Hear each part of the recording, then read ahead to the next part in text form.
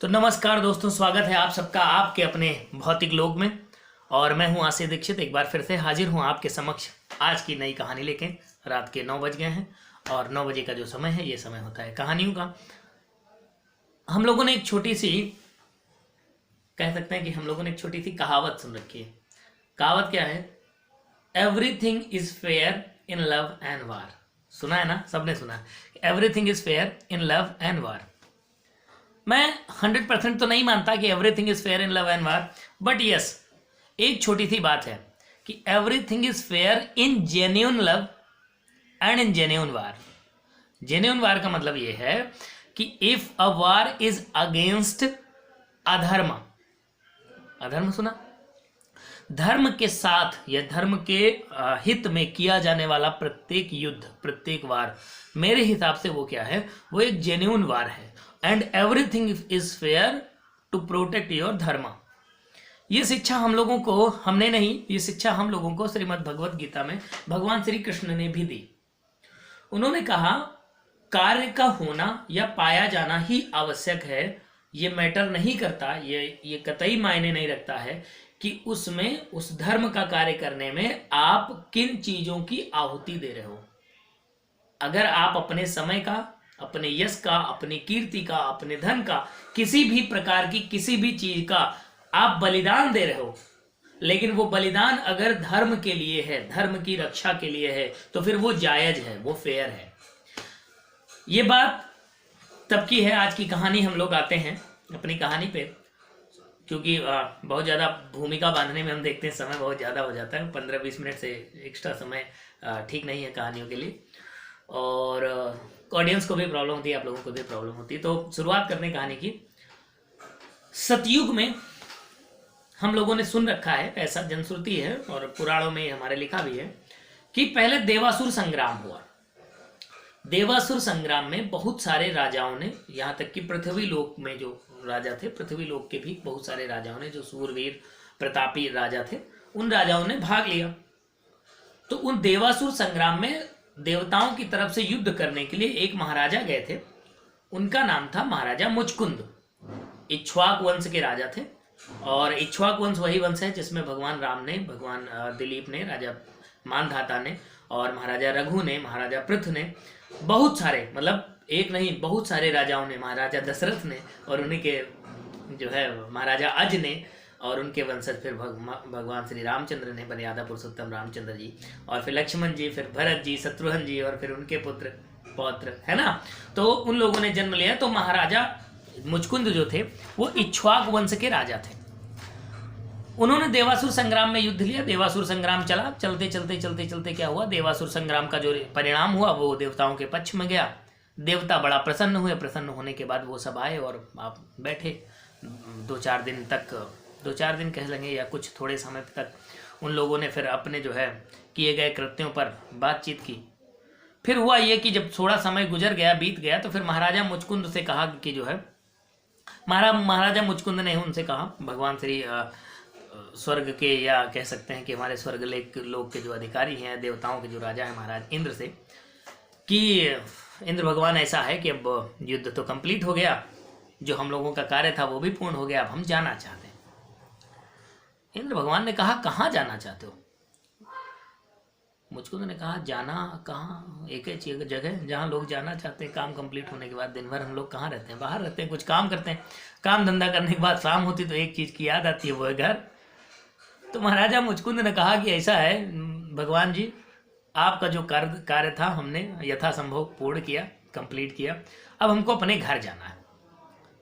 मुचकुंद को इंद्र भगवान ने कहा कि ऐसा है, अब आप घर वर जाने की जिद छोड़ो, आप ऐसा करो, अब यहीं रह जाओ। आप जो भी आपका अन्य जीवन है वो आप यहीं स्वर्गलोक में काटो, और घर वर की जाने की व्यर्थ चिंता छोड़ो। इंद्र ने क्या किया? इंद्र ने कहा कि ऐसा है, तुम जो वरदान मांगना चाहो वो वरदान मांग लो, और जो आपकी इच्छा रह गई हो, जो जिस इच्छा को भी आप पूर्ण करना चाहते हो, वो इच्छा आप यहीं पूर्ण कर लो, यहीं रह के, मतलब स्वर्ग में रह के। आप वहाँ मृत्यु लोक मतलब ये पृथ्वी लोक को जाने का जो मन में विचार है, इसको आप त्याग दीजिए। तो मुचकुंद को भाई ये बात बड़ी अजीब लगी कि मैं अपने घर जाना चाहता हूँ और इंद्र भगवान ऐसे बात कर रहे हैं। मुचकुंद ने कहा नहीं भाई, जाना तो हमको घर है। इंद्र भगवान ने कहा कि भाई अगर आप जाना चाहते हो, कोई विशेष अगर मान लीजिए आप बात नहीं मानते हो, तो मैं आपको एक छोटी सी बात बता दूं कि पृथ्वी लोक पर अब इस समय वर्तमान में कुछ भी शेष नहीं रह गया। जिस परिवार को, जिस घर को, जिस राज्य को, जिस सब समाज को आप छोड़ के आए थे, वो समाज कई बार नष्ट किया जा चुका, नष्ट हो चुका। क्योंकि ये जो समय चल रहा है ये सतयुग है, और ये जहाँ आप बैठे हो ये स्वर्गलोक है।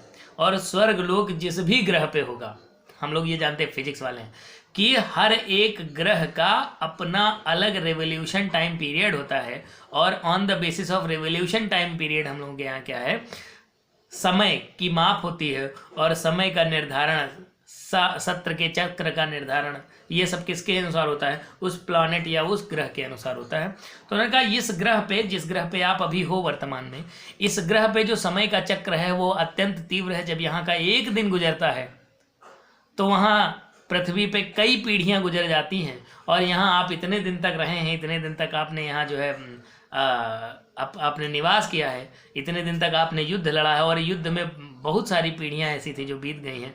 तो आप अब ये सोचिए कि वहाँ कुछ बचा है तो वहाँ अब कुछ नहीं रह गया है। वहाँ आपको जानने वाला, आपको पहचानने वाला अब फिलहाल कोई नहीं। अब ये बात भाई सुनने के बाद महाराजा मुचकुंद बड़ा मतलब दुखी हुए, बड़ा परेशान हुए कि अरे ये क्या हो गया। लेकिन कोई बात नहीं, उन्होंने फिर हार नहीं मानी। उन्होंने कहा ठीक है, कोई बात नहीं, अगर आप हमको प्रदान करना चाहते हो, आप प्रभु हो, तो आप हमको मोक्ष दे दीजिए।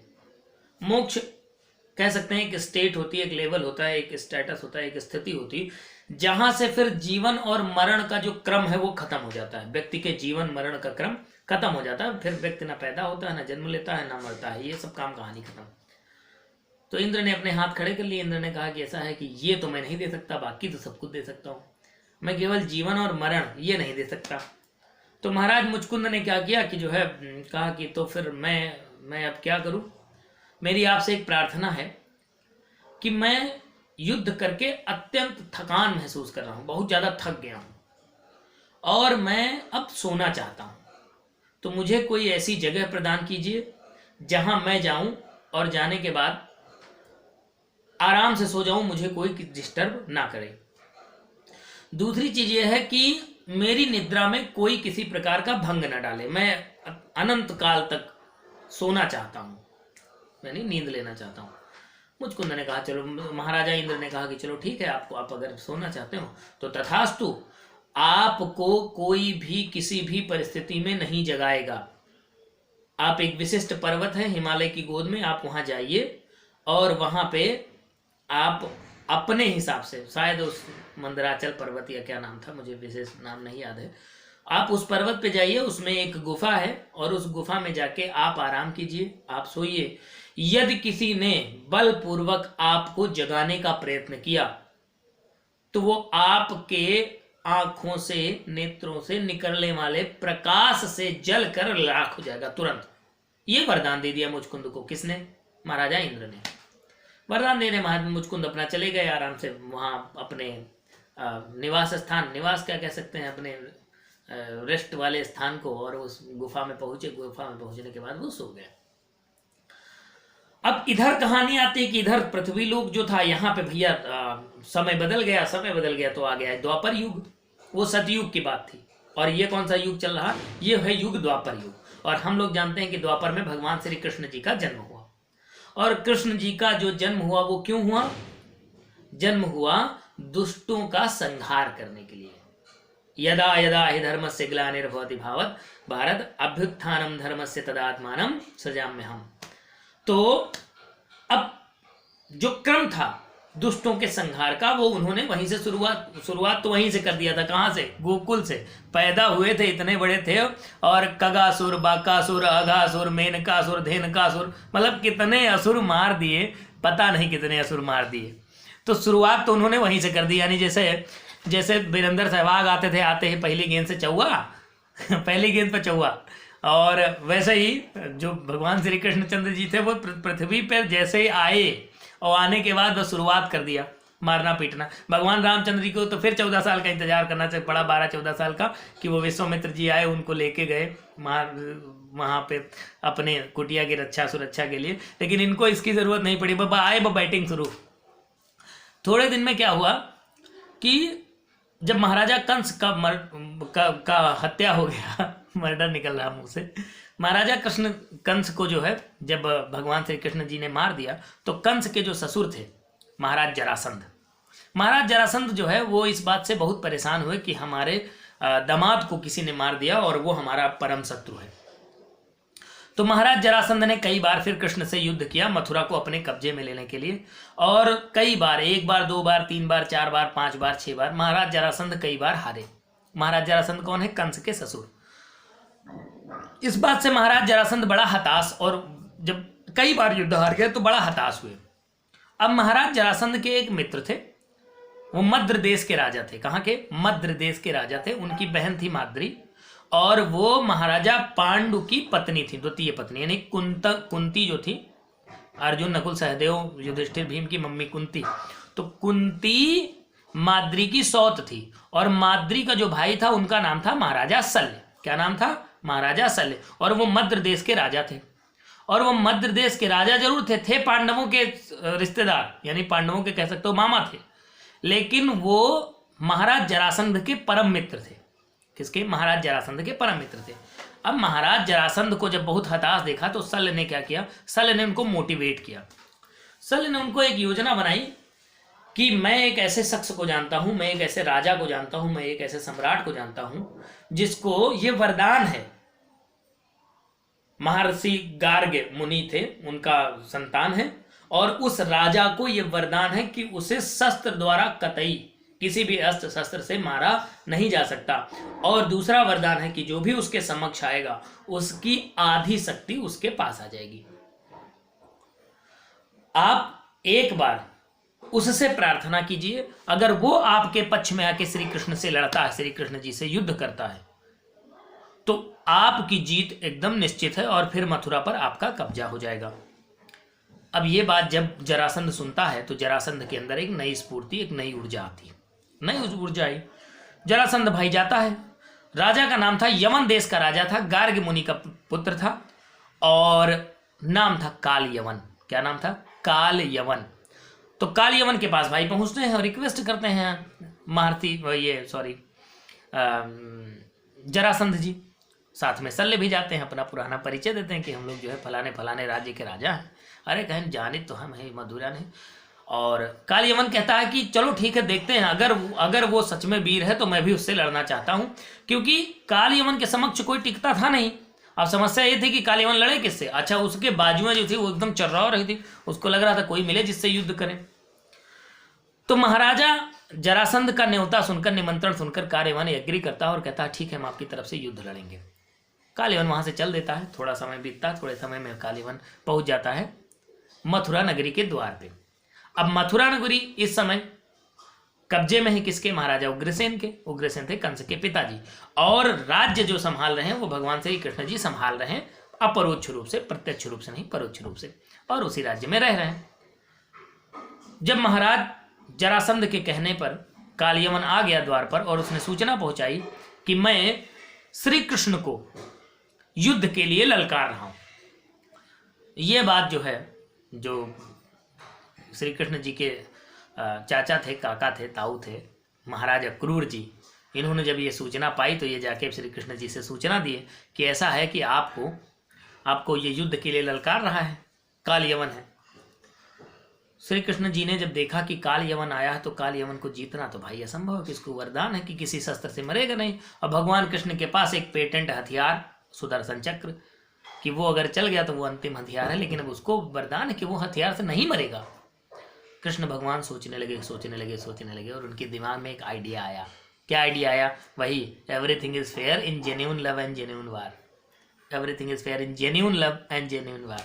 क्या हुआ कि भगवान श्री कृष्ण जी निकलते हैं बाहर और सूचना पहुंचाते हैं किसको? काल यवन को, कि ऐसा है, मैं तुमसे युद्ध करूंगा, लेकिन युद्ध के कुछ नियम होंगे, अगर आप वीर हो तो आपको वो नियम अगर स्वीकार हैं तो मैं आपसे युद्ध करने को तैयार हूं।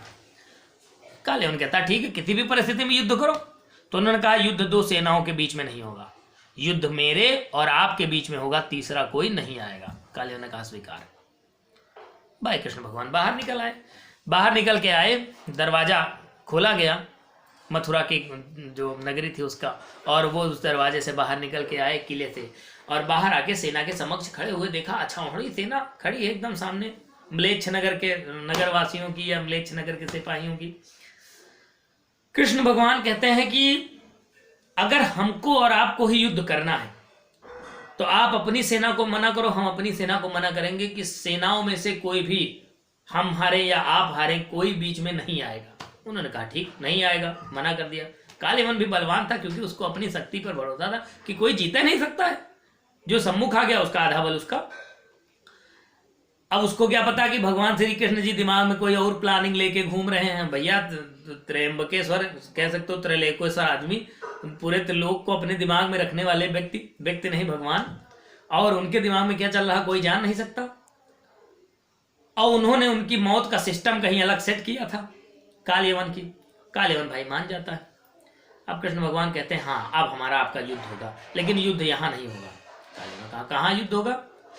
कहा युद्ध होगा, लेकिन युद्ध यहाँ से इतनी दूर होगा जहाँ केवल मैं हूँ, मेरे बचाव में कोई ना आ पाए, और जहाँ केवल आप हूँ, आपके बचाव में कोई ना आ पाए, ऐसी जगह युद्ध होगा।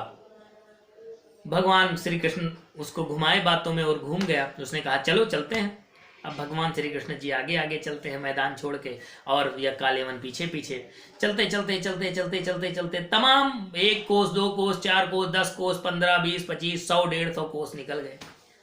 जब बहुत दूर निकल गए, कालीवन कहता है रुको अब तो युद्ध करो, तो वो कहते हैं नहीं नहीं नहीं अभी और आगे चलो। जब कालीवन को लगता है कि ये बेवकूफ बना रहे हैं, तो कालीवन उनकी तरफ दौड़ता है, और कालीवन जब उनकी तरफ दौड़ता है तो भगवान श्री कृष्ण जी भागते हैं। अब कालीवन पीछे पीछे, भगवान श्री कृष्ण जी आगे आगे, वो आगे आगे भाग रहे हैं, ये पीछे पीछे। भगवान श्री कृष्ण जी एक दुपट्टा, एक अंगरखा ओढ़ रखा था, एक गमछा ओढ़ रखा था पीले रंग का, पीत वर्ण का, तो वो उसको बार बार दिखा रहे हैं, उसको पहचानवा रहे हैं कि ये देखो ये दुपट्टा है, ये मेरा है। वो बार बार उसकी तरफ उछालते, और उछालने के बाद फिर कैच कर लेते, फिर आगे भागते, वो पीछे पीछे और ये आगे आगे।